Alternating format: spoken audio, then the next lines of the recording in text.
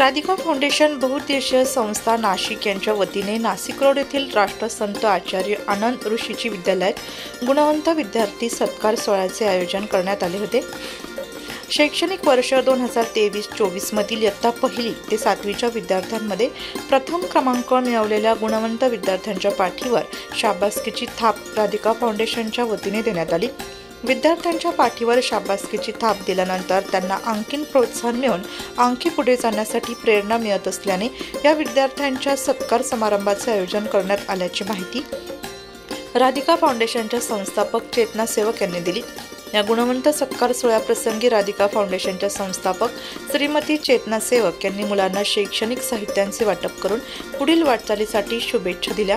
कार्यक्रमाचे नियोजन आनंद ऋषीची शाळेचा प्रभारी मुख्याध्यापिका दीपाली सेवक यांनी केले। ज्येष्ठ शिक्षक अविनाश शेवाळ यांनी आलेल्या अतिथींचं पुष्प देऊन स्वागत केलं। राधिका फाउंडेशनच्या संस्थापक चेतना सेवक यांनी गरीब होतकरू अशा इयत्ता 1लीच्या 2 आणि इयत्ता 2रीच्या 2 विद्यार्थ्यांना दत्तक घेतले।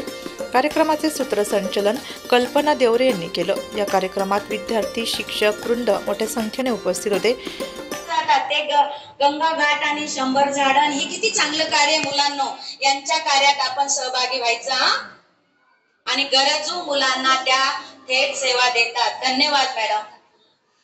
आज आपल्या शाळेमध्ये ज्या मॅडम आलेल्या आहेत चेतना मॅडम, यांचा सत्कार आपल्या शाळेच्या प्रभारी मुख्याध्यापिका श्रीमती सेवक शर्मा मॅडम यांनी करावा असते। केव्हाही उघडता येते, त्यामुळे त्यांनी पहिलीपासूनच्या मुलांना हे ज्ञानाचं कार्य दिलेला आहे। त्या मुलांना जे गुणवंत मुलं आहेत त्यांच्यामध्ये काही वेगळ्या कला आहेत, म्हणून तर टीचरांनी त्यांचा नंबर काढला, बरोबर आहे ना। आता बाकीचे मुलं पण नंबर 1, 2 ने पास व्हाल, प्रॉमिस द्याल तुम्ही मॅडमला? प्रॉमिस? मग याच्यासाठी मेहनत घ्यावी लागणार आहे की नाही? सतत सातत्याने अभ्यास करायचा, चांगले सर्व विषयांचा अभ्यास करायचा आणि विनम्र राहायचंय।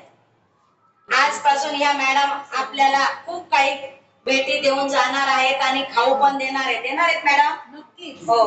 चला जोरात टाळ्या वाजवा। वृत्तसंकलन विभाग, नाशिक लोकशाही न्यूज, नाशिक।